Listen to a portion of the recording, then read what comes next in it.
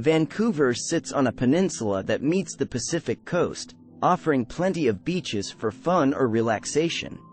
The brief Canadian summer months, usually around July and August, bring in the usual crowds of locals and visitors.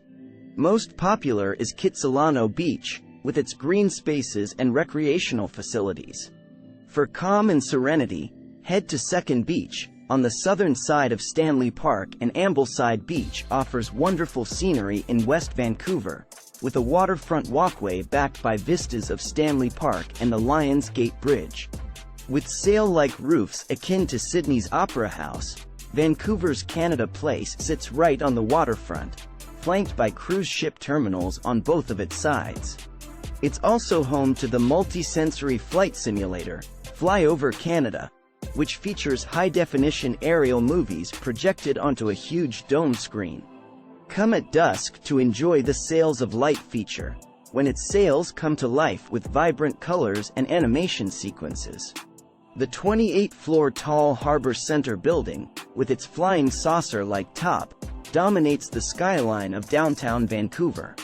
The building itself houses the downtown campus of Simon Fraser University, as well as various shops and offices. However, its main highlight is the Vancouver Lookout observation deck at its top, which you can head up to in a glass elevator. Aside from the 360 degrees views over the cityscape and waterfront, you should check out the revolving restaurant, Top of Vancouver, for one of the city's most unique dining experiences. Centered around Pender Street, between Gastown and downtown central business districts, Vancouver's Chinatown is Canada's largest. Start your explorations at the striking Millennium Gate, then enjoy a sightseeing tour of some of the oldest and most colorful buildings in Vancouver, some of which date back to late 19th century. Classic Asian specialty stores and diners dot the neighborhood, and a major attraction, the Dr. Sun Yat-sen Classical Chinese Garden, offers a tranquil and scenic escape from the area's busy streets. Housed in an impressive courthouse building that dates to 1931, the Vancouver Art Gallery hosts a rich variety of sculpture, photographic and video art exhibits. Exhibitions rotate seasonally, but it has a permanent collection comprising well over 11,000 artworks, which include Indigenous art as well as the largest group of paintings on paper by modernist landscape artist Emily Carr. Tickets are around $24 for adults and $6.50 for kids aged 6 to 12. Guided tours are available, led by experienced art professionals. Housed in an impressive courthouse building that dates to 1931, the Vancouver Art Gallery hosts a rich variety of sculpture, photographic and video art exhibits. Exhibitions rotate seasonally, but it has a permanent collection comprising well over 11,000 artworks, which include Indigenous art as well as the largest group of paintings on paper by modernist landscape artist Emily Carr. Tickets are around $24 for adults and $6.50 for kids aged 6 to 12, and guided tours are available, led by experienced art professionals.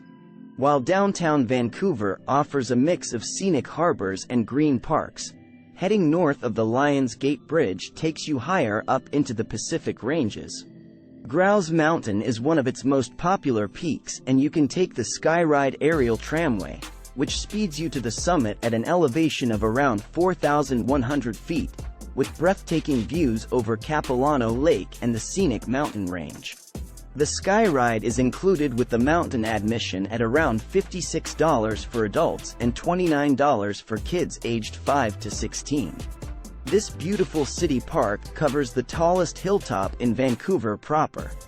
It features tree-lined pathways that lead you to flower gardens and spaces adorned with fountains and sculptures, as well as viewpoints from where you can take in panoramas of the city backed by the North Shore Mountains. Queen Elizabeth Park is also home to the Bloedel Conservatory, a domed indoor garden with beautiful plant specimens and free-flying exotic birds. Some of Vancouver's most prominent chain stores dot this route in downtown Vancouver. Robson Street serves as the main artery of Vancouver's shopping district, and you'll also find high-end restaurants and even a Tesla showroom along this mile-long strip. Vancouver's wealthy regularly cruise down it in their exotic cars or motorcycles. Try visiting at dusk, when the street offers a pleasantly atmospheric stroll among the city lights, with buskers often filling the air with music at some corners. Deepen your knowledge about beers at this funky brewhouse on Vancouver's Granville Island. They offer tastings and tours 5 times a day in the summer and 3 times a day in the winter. Tours usually start off with talks by the brewmasters about all the craft beer basics in their beer and wine retail store. When the sun sets, strolling or cruising down Granville Street shows you downtown Vancouver's nightlife hub coming to life. The flashy neon-lit entertainment district is filled with a good assortment of cool bars, hip restaurants, theaters, and nightclubs. Among the classic entertainment landmarks here are the Art Deco-styled Commodore Ballroom, which houses a nightclub and dance floor. There's also the Orpheum Theatre, which is home to the Vancouver Symphony Orchestra, and you can expect livelier scenes along the strip on Friday and Saturday nights.